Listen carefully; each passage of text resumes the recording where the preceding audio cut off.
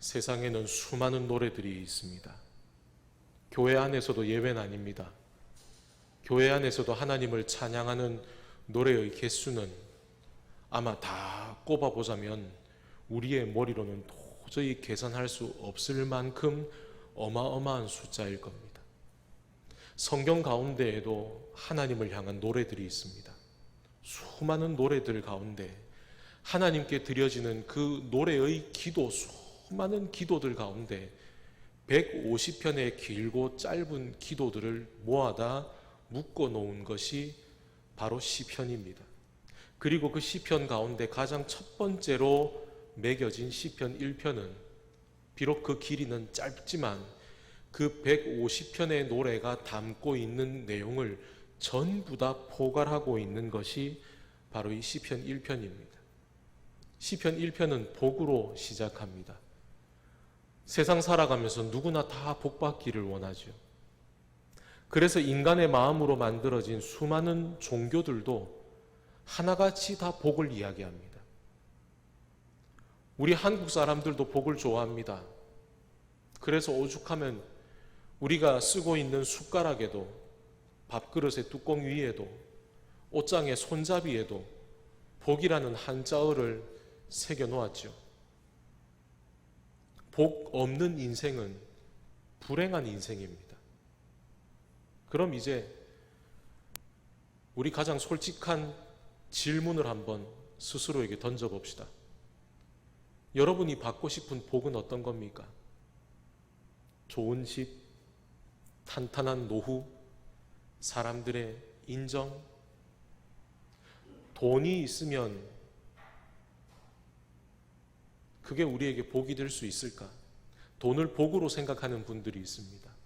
물론 돈이 있으면 행복하게 사는데 도움이 될 수는 있겠죠. 그러나 돈이 행복의 필수 조건이 되진 않습니다. 건강하면 병에 걸릴 걱정 없이 좀 더 행복한 삶을 살 수는 있겠죠.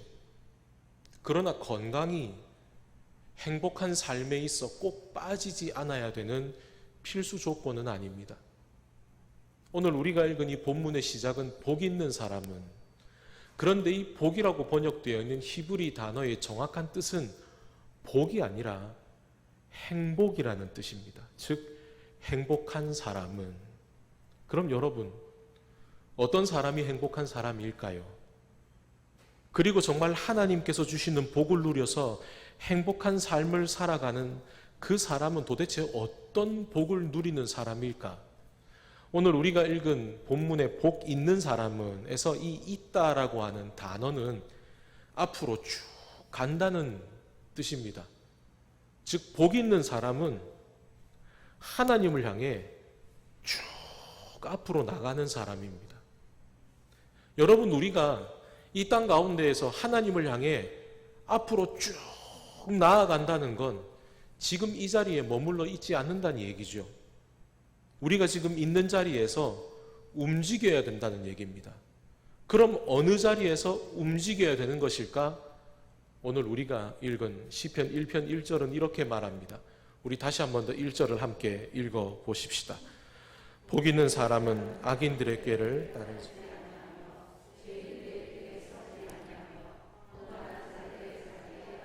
아니하고. 아멘. 가장 먼저 나오는 건 악인이죠. 여기서 말하는 이 악인은 우리가 흔히 영화에서 보는 악당을 말하진 않습니다. 여기서 말하는 악인은 하나님을 잘 모르는 사람들입니다. 그러니 하나님을 잘 모르는 사람들이 세상을 살아갈 때 이런저런 꾀를 냅니다. 이렇게 하면 내가 좀 더 잘 살지 않을까? 내가 이렇게 생각을 하고 내가 이렇게 살아가면 내가 좀 더 많은 걸 누리며 살지 않을까? 하나님이 원하시는 방법이 아니라 하나님이 원하시는 방법을 알지 못하니까 자기가 보기에 좋은 방법을 택하는 거죠. 그런데 두 번째로 등장하는 이 죄인은 이제 조금 더 다릅니다. 이제 이 죄인은 하나님이 어떤 분이신지를 압니다. 그런데 하나님이 원하시는 그 길을 걸어가는 게 아니라 전혀 다른 길을 택합니다. 나는 그 길 가지 않겠어. 그는 자신이 원하는 죄인의 길을 그는 걸어갑니다.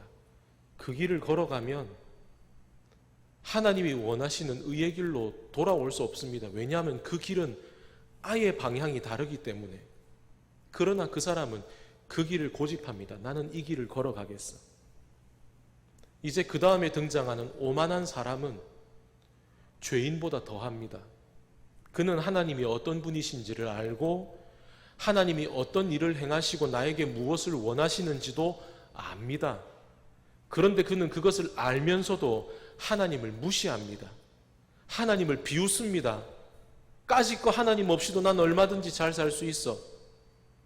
그는 그렇게 말할 뿐 아니라 하나님을 따라 살아가려고 하는 사람도 그 길에서 떠나서 자기와 똑같은 사람이 되기를 그렇게 살아가게 하는 사람이 바로 오만한 사람들입니다. 이 사람들이 그 자리에 모여서 궁리합니다. 내가 어떻게 하면 우리가 하나님 없이도 잘 살 수 있을까? 어떻게 하면 저기 저 하나님 따라 살아가는 저 사람 시험 들게 만들고 상처받게 만들고 넘어뜨릴 수 있을까? 오만한 사람들의 자리가 있는 거죠. 그런데 그 자리 가운데 한 사람이 있습니다. 그 사람은 처음에 악인의 꾀에 귀를 기울입니다. 그래서 악인의 꾀를 따릅니다. 아, 참 그 좋은 방법 같네. 나도 그렇게 살아가야 되겠다. 그렇게 살아갑니다. 그런데 그렇게 사는 것에서 멈추지 않고 이제 죄인들의 길에 서서는 결단을 합니다. 그래, 이거야. 내가 뭐하러 굳이 저 힘든 길을 걸어가. 내가 이 길 걸어가면 되지. 이제는 그 꾀임에 넘어가는 게 아니라 자기가 그 길을 걸어가겠다고 자기도 함께 걸어갑니다. 근데 거기서 끝나는 게 아닙니다. 그는 이제 오만한 사람들의 자리 가운데 같이 앉아 있습니다. 같이 앉아 있다는 건 이제 그 오만한 사람들의 자리 가운데 일어나는 일들에 대해서 아하, 그리고 자기가 의견을 냅니다. 자, 여러분, 나에게 좋은 방법이 있습니다. 우리 이렇게 하면 우리 하나님을 얼마든지 우린 욕되게 살 수 있습니다. 자, 여러분, 우리 이렇게 하면 우린 얼마든지 다른 사람들도 넘어뜨릴 수 있습니다. 이제 그 사람은 오만한 사람의 자리에 앉아 있을 뿐 아니라 그 자리 가운데 그 모임의 정당한 일원이 돼갑니다. 우리가 방금 본 이 1절의 말씀은 죄가 가지고 있는 무서운 한 가지 사실을 우리에게 가르쳐 주지요. 죄는 결코 큰 것에서 시작하지 않습니다. 죄는 아주 작은 데서 시작합니다. 그리고 죄는 이번 한 번쯤이야 하는 것에서 시작합니다. 근데 거기서부터 시작이죠. 점점 더 많아지고 점점 더 깊어지고 점점 더 지독해집니다.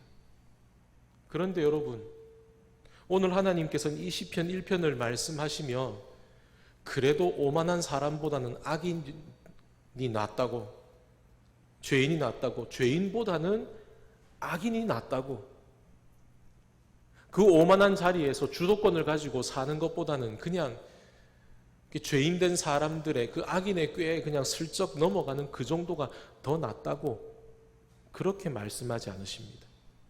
다 똑같다는 겁니다. 하나님 앞에서 죄는 더 큰 죄도 더 작은 죄도 없습니다. 하나님을 몰라서 이 땅 가운데 하나님의 뜻대로 행하지 않는 것도, 이 땅 가운데 하나님을 알면서도 하나님의 뜻대로 살아가지 않는 것도 다 똑같은 죄입니다. 이 땅 가운데 하나님을 알지 못하는 사람이 아무리 이 땅 가운데 선하게 살아간다 하더라도 그가 하나님을 알지 못하는 한 결국 그의 삶은 하나님의 뜻을 온전히 이루어내지 못하는 멸망으로 쓰러질 수밖에 없는 삶이라는 것, 바로 그것이 죄가 우리에게 말해주는 겁니다. 전 아무것도 안 했어요.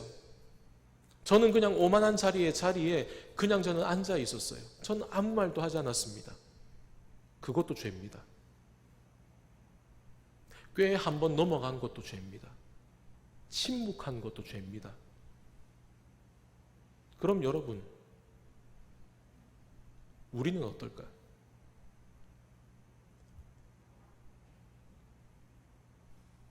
내가 내 모습을 봐서는 내가 어떤 사람인지를 모릅니다.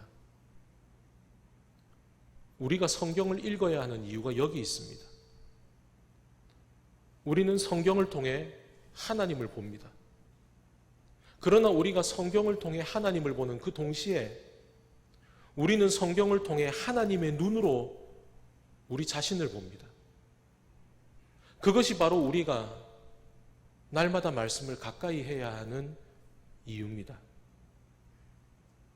이사야 38장을 보면 히스기야가 죽을 병에 걸립니다. 그가 병들어 죽게 되었다. 여기서 이 죽게 되었다는 말은 그가 가지고 있는 고통이 얼마나 큰지, 그가 이제 마지막 숨을 몰아쉬면서 괴로워하는, 이제 막 죽음이 앞에 있는 사람의 모습으로 그가 마지막 숨을 헐떡거리고 있다는 얘기입니다. 그런데 이사야 38장에는 이 히스기야 왕이 그 지경이 될 때까지 하나님 앞에 기도했다는 기록이 없습니다. 왜 그가 하나님 앞에 기도하지 않았을까요? 이사야 38장 10절을 보게 되면 히스기야가 병에서 나은 다음에 그가 하나님 앞에 고백하는 첫 시작이 이렇게 기록되어 있습니다. 우리 다 같이 이사야 38장 10절의 말씀을 읽어보시겠습니다. 내가 말하기를 나의 중년에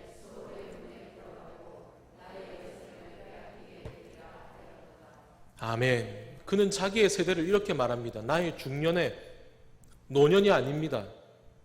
그는 그 시대 사람들이 평균적으로 생각하는 중년의 세대입니다. 그러니 아직 자기는 젊습니다. 아직 젊은 분들 가운데 질병으로 고통받는 분들과 대화를 해보면 거의 대부분의 이들이 돌아오는 대답이 그렇습니다. 목사님 괜찮아요. 저 이길 수 있어요.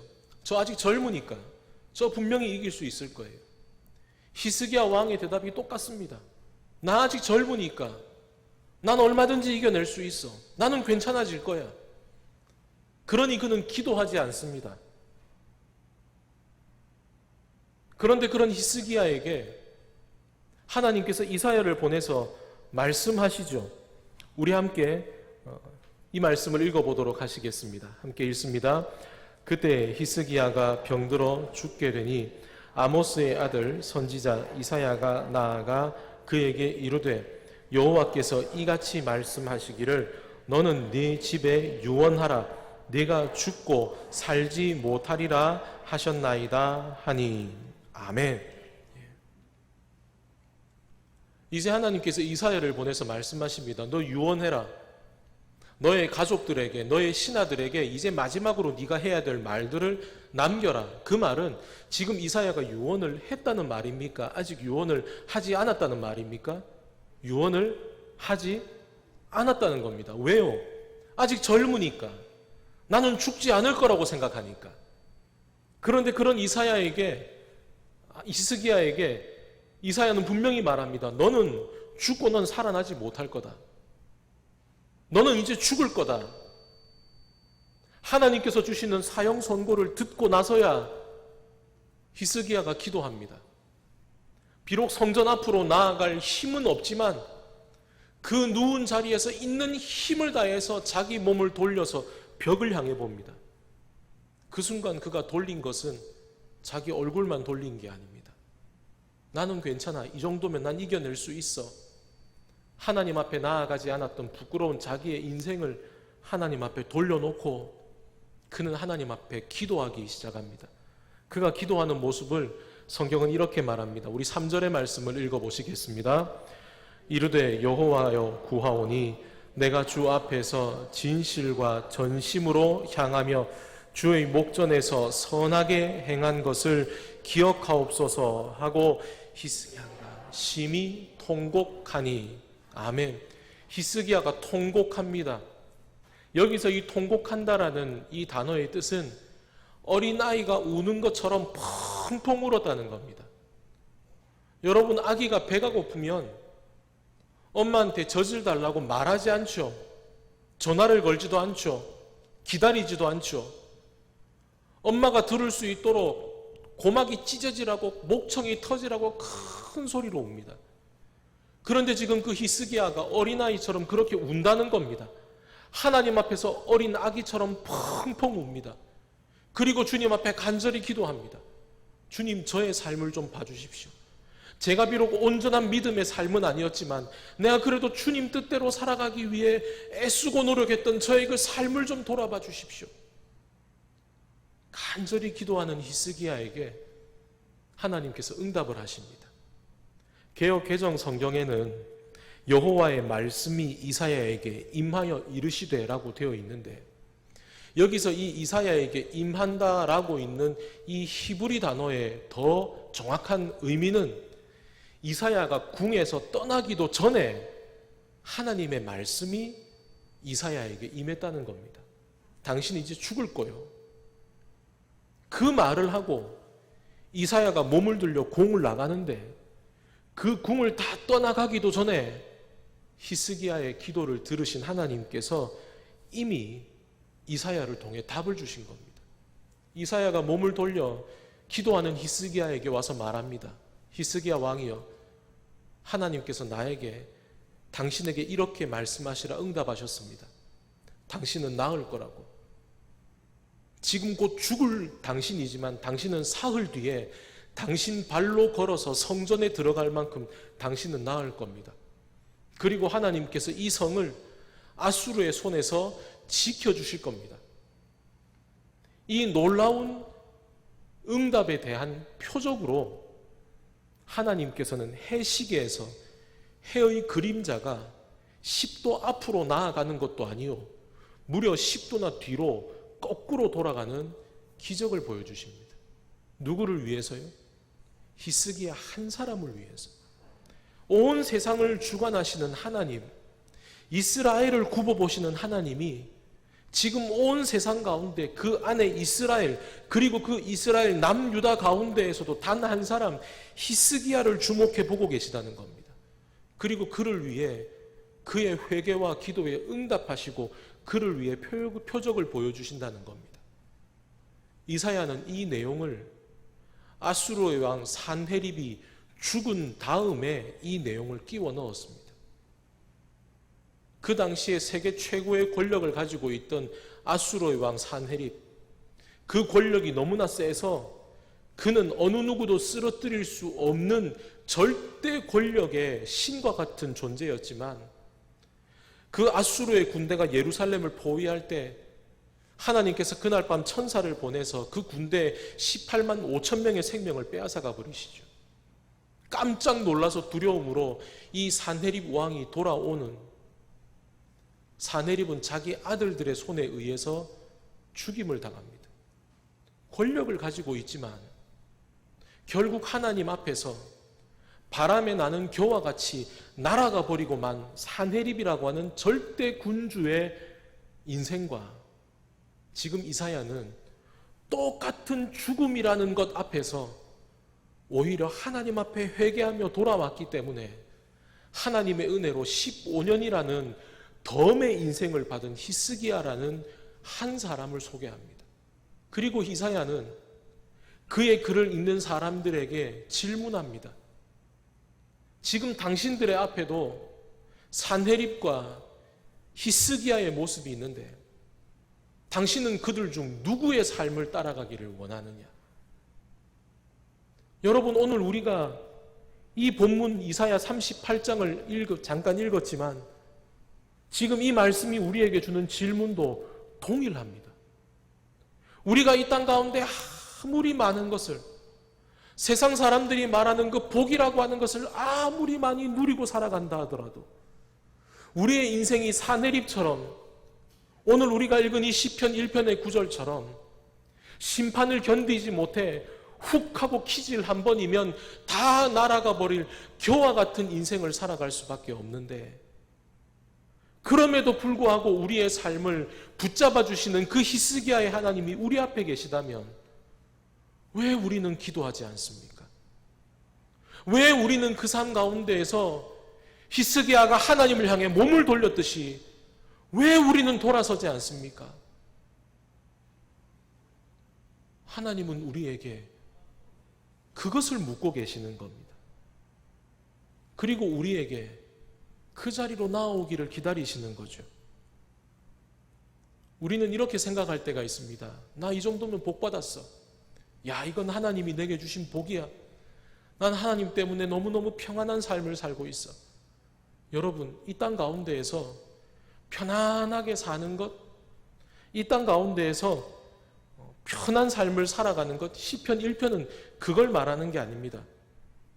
시편 1편은 이 땅 가운데서 복을 누리는 삶과 멸망할 수밖에 없는 삶은 이 두 가지밖에 없다는 겁니다. 우리는 그 둘 중에 한 가지를 선택할 수밖에 없습니다. 여러분, 신앙은 회색지대가 없습니다. 적당하게 선을 걸치고 살아갈 수 없습니다. 우리는 그 둘 중에 하나를 택해야 됩니다. 악인들의 꾀를 따르지 않으면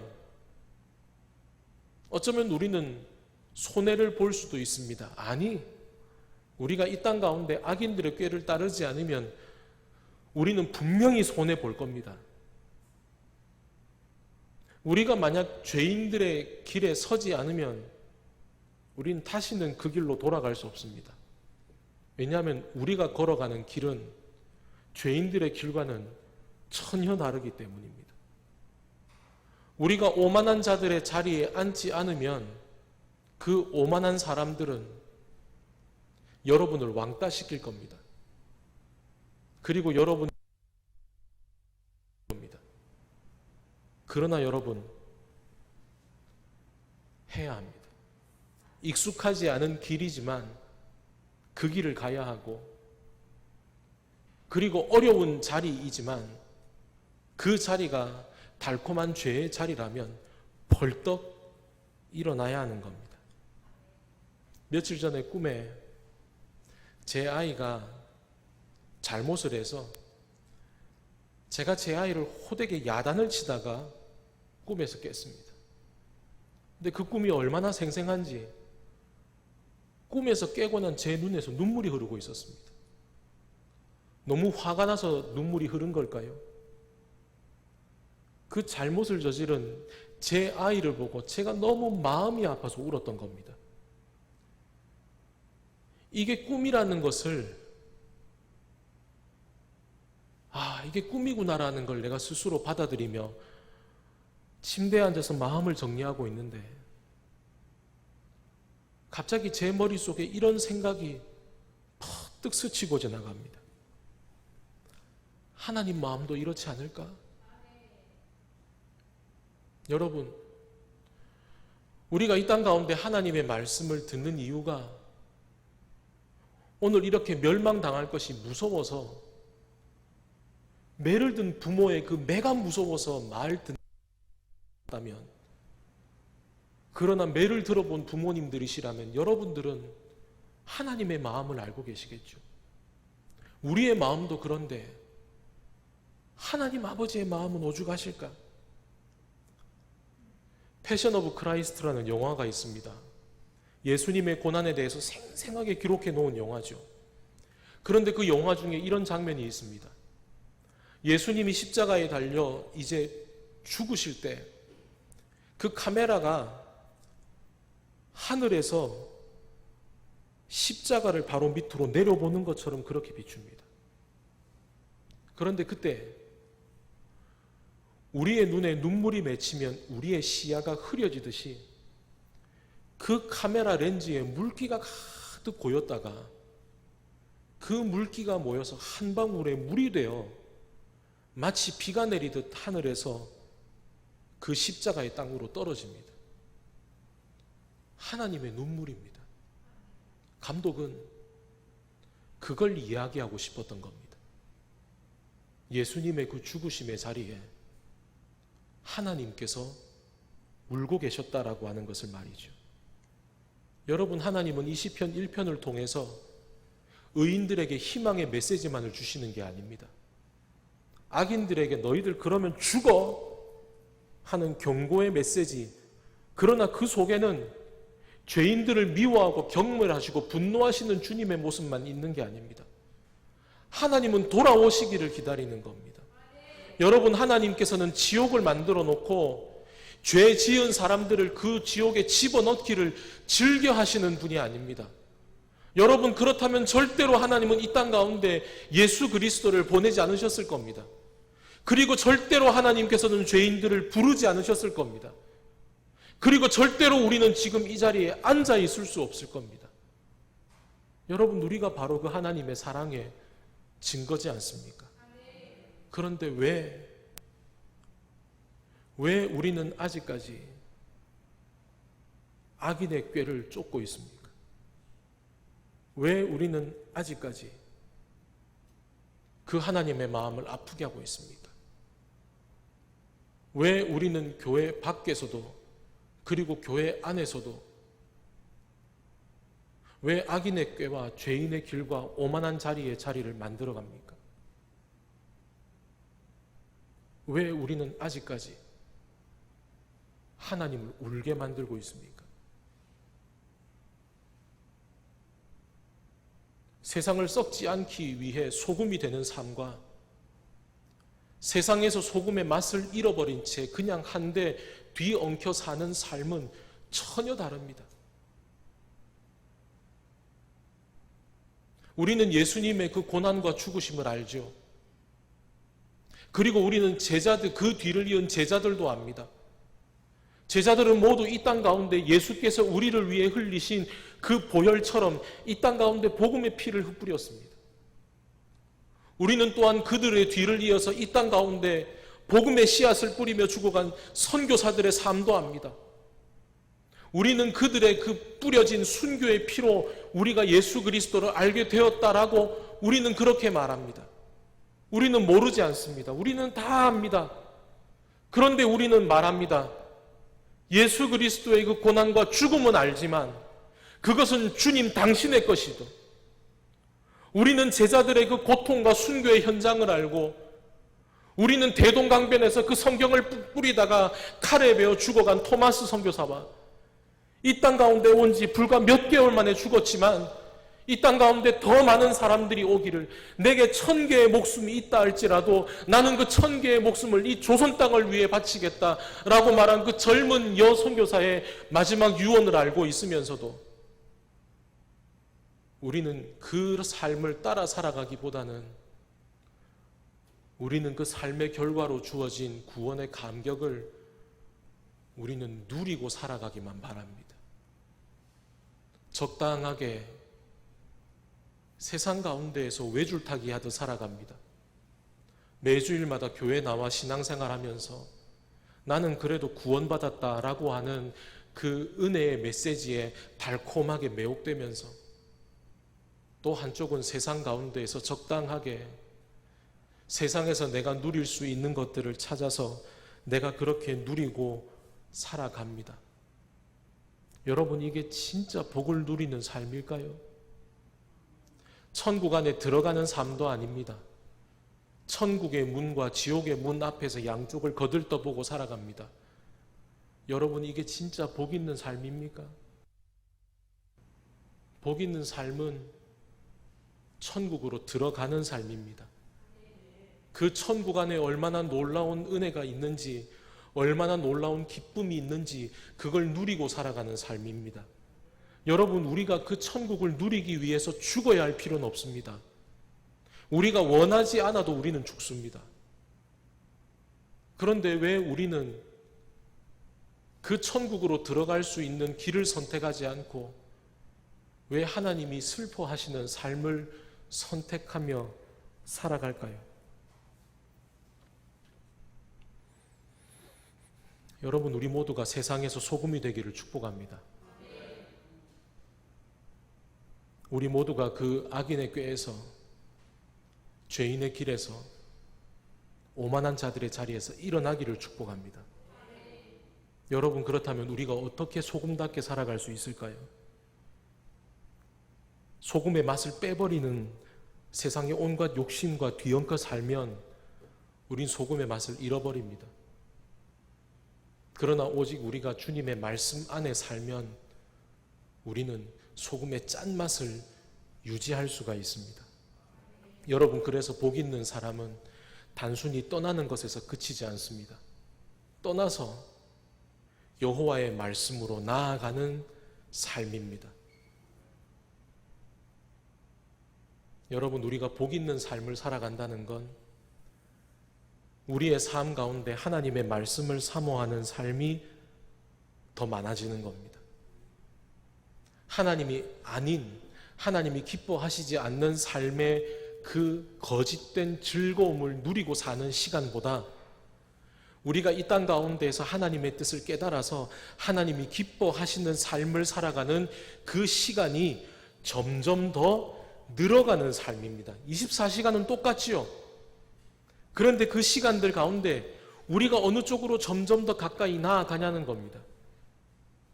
저는 그렇게 못 살 것 같아요. 아니요, 여러분, 할 수 있습니다. 오래간만에 운동을 하면 줄넘기 50번도 힘듭니다. 오래간만에 하면 윗몸 일으키기 30번도 배가 땡겨서 못합니다. 오래간만에 걸으면 걷기 30분만 해도 다리가 후들거릴 겁니다. 그러나 여러분, 매일매일 해나가면 어느 순간 50개가 100개가 되고 30분이 1시간이 됩니다. 당연한 것 아닙니까? 여러분, 우리의 삶 또한 똑같습니다. 우리가 날마다 주님의 말씀을 가까이 하며 우리가 그 주님의 말씀을 읽으며 즐거워하고 그 주님의 말씀을 내 머리와 내 입술과 내 가슴 속에 담아놓고 그리고 우리가 그 삶들을, 내 삶을 하나님의 말씀대로 살아가기를 우리가 애쓰며 살아간다면 그 시간의 분량들은 점점 우리의 몸에 근육이 붙는 것처럼 늘어날 겁니다. 여러분, 우리가 세상 가운데 외줄타기 하는 것 그렇게 살아가서는 안 된다고 말씀드렸습니다.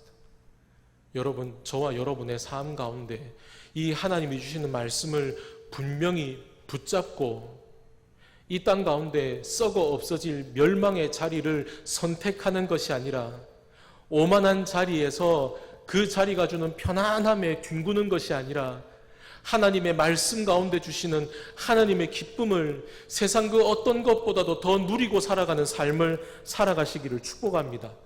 여러분, 이스라엘에는 비가 잘 내리지 않죠. 그래서 이스라엘에 심겨진 나무는 하나같이 키가 크지 않습니다. 그런데 이스라엘의 가운데에도 늘 물이 있는 샘이 있습니다. 늘 물이 흐르는 곳이 있습니다. 오늘 우리가 읽은 본문의 시냇가처럼 말이죠. 거기에 심겨 놓은 나무는 이스라엘의 다른 땅에 있는 키 작은 나무들보다 키가 훨씬 더 큽니다. 왜 그렇습니까? 늘 그 수분을 먹고 살기 때문에 그렇습니다. 그 나무는 늘 그 잎사귀가 푸릅니다. 그리고 그 나무는 때가 되면 늘 열매를 맺고 살아갑니다. 하나님께서는 우리가 그런 삶을 살기를 원하십니다. 사도 바울은 이렇게 고백합니다. 항상 기뻐하라. 쉬지 말고 기도하라. 범사에 감사하라. 이는 그리스도 예수 안에서 너희를 향하신 하나님의 뜻이니라. 여러분, 쉬지 않고 기도하는 삶, 그 삶을 살아가는 사람이 하나님 안에서 항상 기뻐할 수 있습니다. 하나님 안에서 날마다 기도하며 하나님의 뜻을 깨달아서 그 뜻대로 살아가는 사람만이 그 삶 가운데 동행하시는 하나님의 은혜를 마치 보물찾기처럼 매 순간 찾으면서 모든 일에 감사할 수 있습니다. 여호와의 율법을 즐거워하여 그 율법을 주야로 밤낮으로 내 손에서 떼놓지 않고 묵상하는 사람의 삶에는 세상 그 어느 누구도 누리지 못하는 기쁨과 행복이 있다는 겁니다. 여러분, 건강해서 돈이 많아서 사람들의 인정을 받아서 행복하십니까? 제가 여러분에게 분명히 예언합니다. 여러분 손에 쥐고 있는 그것, 여러분 얼마 지나지 않아서 다 뺏길 겁니다. 왜냐하면 그건 원래 여러분의 것이 아니었기 때문입니다. 그건 우리도 다 알고 있는 내용입니다. 그러나 여러분, 우리는 우리의 손에서 빼앗겨 버려야 될 내 것이 아닌 것들은 내려놓고 우리가 절대로 빼앗기지 말아야 될 것을 꼭 붙잡고 가는 사람들입니다. 하나님께서 말씀하셨죠. 내가 너를 지명하여 불렀나니 너는 내 것이라. 하나님께서 우리를 말씀하셨습니다. 넌 내 거야. 우리에게도 우리의 것이 있습니다. 여러분, 이 말씀은 내 것입니다. 이 말씀 안에 주시는 하나님의 은혜도 내 것입니다. 내 입술을 통해 기도하며 고백하는 그 고백도 내 것입니다. 내 입에서 부르는 찬양도, 그 찬양을 통해 주님께서 내게 주시는 기쁨도 내 것입니다. 더 놀라운 사실은 주님이 내 주님이시라는 겁니다. 그분은 내 주님이시요, 나의 하나님이시요, 나의 아버지시요, 그리고 나의 예수